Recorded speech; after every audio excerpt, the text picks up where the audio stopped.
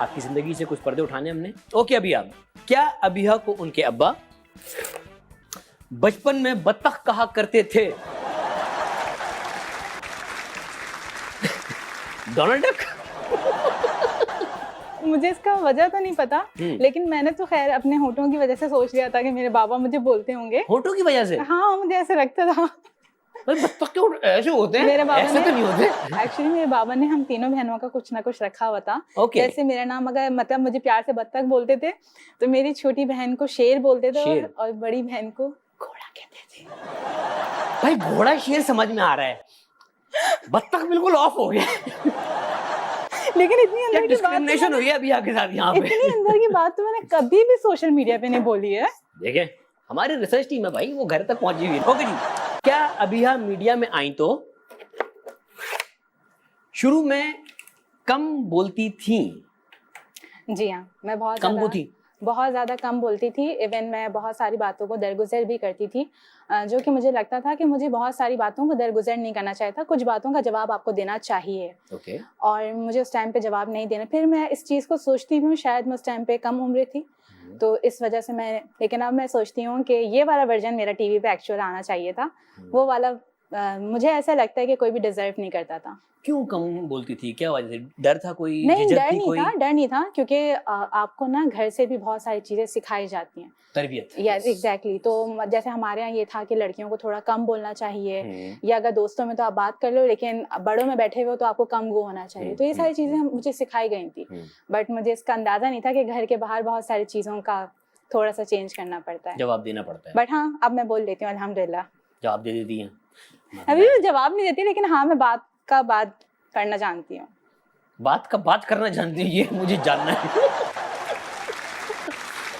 ठीक है, क्योंकि आप ऐसा ऐसा प्रोफेशनल लाइफ में आ रहे होते हैं तो आपको ना थोड़ी थोड़ी चीजें भी सीखने को मिल रही होती हैं। अच्छा, इस पे मुझे जो है वो हमारी एक होस्ट ने बोला था, मैं उनका नाम नहीं लूंगी, उन्होंने कहा था मुझे कि बोला करो, बोलोगी नहीं तो आगे नहीं बढ़ पाओगी, और उनके कहने की वजह से मैंने बोलना शुरू किया, वरना स्टिल मैं उनकी बहुत शुक्रिया। Thank you so much Mathira, आपने इनको इतना सिखाया। एक मिनट, आपको कैसे पता है ये सारी बातें? बस ना अगर मैं माइंड रीडर हूँ। Oh my God. जी हाँ, उन्होंने ही बोला था मुझे ये। मथीरा ही, क्योंकि ये देखें ऑब्वियसली एक ऐसी खातून जिसको खुद इस चीज का कॉन्फिडेंस होता है ना, वही आगे किसी को इस चीज के लिए मोटिवेट करती है। और बहुत कम ऐसे लोग होते हैं जो आपको गाइड करते हैं। यस। ओके जी, क्या अबिहा को ये शौक था कि वो टीवी पर न्यूज पढ़े? बिल्कुल था। मैंने अपनी उर्दू पे काम ही इस वजह से किया था, अच्छी उर्दू बोलना सीखी थी, क्योंकि मुझे न्यूज़ एंकर बनना था, बट मुझे नहीं पता था मेरी उर्दू की वजह से मुझे बहुत ज़्यादा लोग बुरा भी बोलेंगे, बिकॉज हमारे यहाँ उर्दू ज़बान को में बात करना बुरा माना जाता है। तो जो हमारे यहाँ खबरें पढ़ रहे होते हैं वो तो उर्दू में पढ़ रहे होते हैं। हाँ, पढ़ रहे होते हैं, लेकिन अभी भी बहुत सारे ऐसे लोग हैं जिन्हें उर्दू नहीं पसंद, तो वो चाहते हैं कि उनसे इंग्लिश में ही बात की जाए। क्या अबिहा को ये कहा गया कि ये फुटेज खा रही हैं? कहाँ फुटेज खा ली भाई? अच्छा, मैं फुटेज नहीं खाती। नहीं, किसी ने कहा था आपको? बहुत सारे लोगों ने कहा था, मतलब कहते हैं कि बोर्ड रख दे आराम से, अगर ये स्क्रीन पे जाती है तो बोलती। पहली चीज तो ये कि अगर आप स्क्रीन पे जा रहे हैं तो आपको बोलना पड़ेगा। कोई आपको खामोशी से तो नहीं बैठने देगा। और दूसरी बात ये, फुटेज भी उसी को मिलती है जो प्रेजेंटेबल होता है, खूबसूरत होता है, बिकॉज चैनल उन्हीं लोगों को दिखाता है। अदरवाइज ऐसा कोई भी इंसान जिसे बोलना नहीं आता, चैनल उसे नहीं बिठा सकता, नहीं दिखा सकता। आप भी तो फुटेज खा रहे हैं इतनी देर से। मैं चुप हूँ, कैमरा फिर भी मुझ पे। नहीं, सही बात है। ऑब्वियसली जब पर्सनालिटी जो एंगेजिंग होती है उसी को फुटेज मिलती है। ऐसा ही है। सोशल मीडिया के ऊपर ही आते हैं हम। ऑब्वियसली आप जब कंटेंट बना रही होंगी अपना, जब स्टार्ट किया होगा, घर वालों को कहीं ना कहीं डर तो होगा ना कि यार बेटी सोशल मीडिया पे जा रही है, क्योंकि उन्होंने अब बहनों ने आपकी देखा होगा कि हाँ सोशल मीडिया पे किस तरह की आवाम मौजूद होती है। हर तरह के लोग हैं, अच्छी नज़र वाले भी हैं, बुरी नज़र वाले भी हैं, अच्छी बात करने वाले भी हैं, बुरी बात करने वाले भी हैं। घर वालों ने क्या कहा था उस बारे में?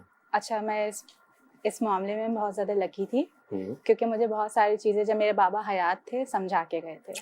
पहले ऐसा होता था कि जब मैंने सोशल मीडिया पे अकाउंट बनाया था और उसके बाद जब भी कोई कमेंट आता था या मैं कहीं से आती थी, ऑब्वियसली हर कोई इंसान आपके मिजाज का नहीं होता, आपको बहुत कुछ फेस करना पड़ता है, तो मैं रोने बैठ जाया करती थी।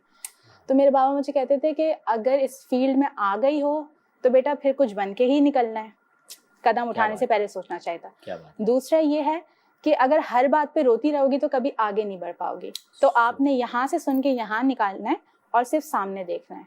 यहाँ पर जो लोग हैं वो यहीं के लोग हैं, इनकी तरफ आप देखते नहीं हो, इनको आपने बात नहीं करनी, आपने सिर्फ सामने देखना, आपको पता होनी चाहिए आपकी मंजिल क्या है।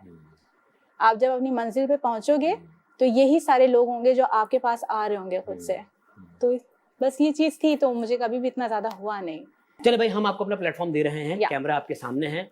वो ट्रोलर्स जो आके न सिर्फ आपके बल्कि दीगर लड़कियों के या दीगर लोगों के अकाउंट्स पे जाके अपनी जो भड़ास निकालते हैं, बड़ास कह लें या अपनी जाती जिंदगी के जो ट्रॉमास होते हैं वो आके वहां पर उसका रिबटल आपके साथ कर रहे होते हैं, उनसे क्या कहना चाहेंगी आप, स्पेशली ट्रोलर्स को आप? मैं सिर्फ यही कहना चाहूँगी कि आपके अल्फाज आपकी सोच की अक्कासी करते हैं, तो अपने अल्फाजों का चुनाव ज़रा सोच समझ के किया कीजिए।